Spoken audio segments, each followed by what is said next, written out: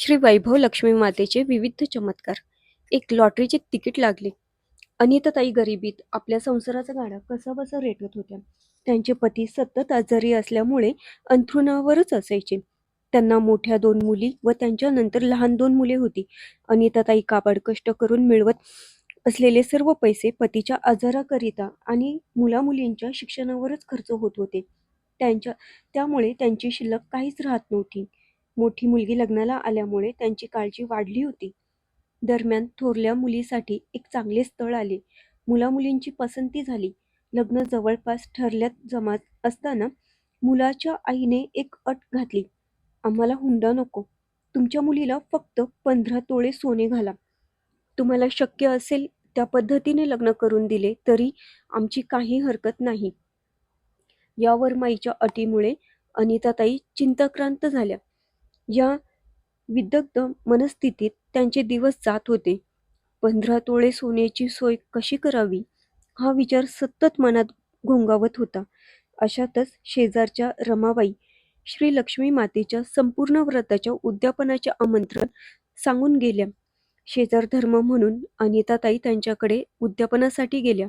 त्या प्रसंगी रमाबाईंनी त्यांना लक्ष्मी मातेचे संपूर्ण व्रताची पुस्तिका भेट दिली.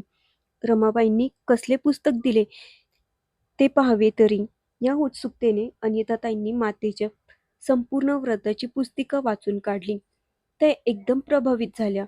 मनातली खंत जाऊन तेथे श्रद्धा निर्माण झाली आणि त्यांनीही हे व्रत करण्याचा निश्चय केला. आपल्याला काहीतरी मदत मिळावी म्हणून कदाचित रमाबाईमार्फत आपल्या हातात ही पुस्तिका आली असावी, असा आशावाद त्यांच्या मनात डोकावला. आजचा शुक्रवार आपल्या आयुष्याला कलाटणी देणारा ठरेल असे त्यांना वाटले. पुढच्या शुक्रवारी त्यांनी मातेचे संपूर्ण व्रत करण्याचे निश्चित केले. या 7 दिवसात त्यांच्या मनात मातेबद्दलचा भक्तिभाव सतत वृद्धिंगत होत गेला. शेवटी त्यांना इच्छित असलेला पुढचा शुक्रवार उजाडला. त्या दिवशी अनिताताई सकाळी लवकर उठल्या.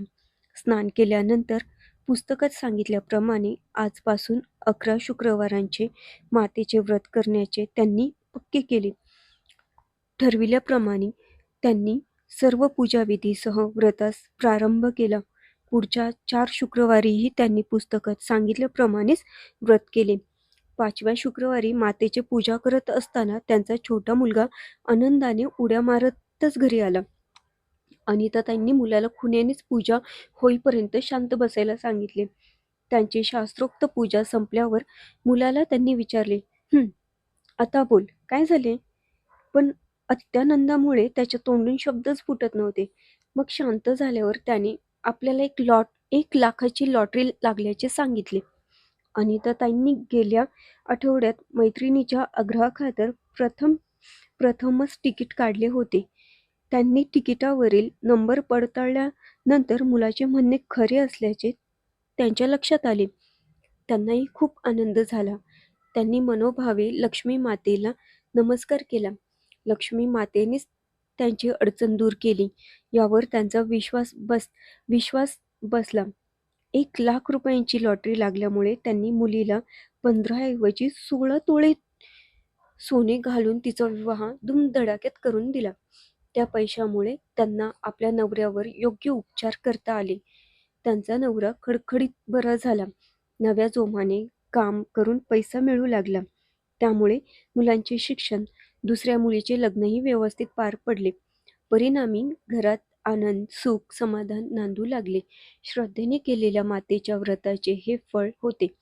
जय श्री वैभव लक्ष्मी माता.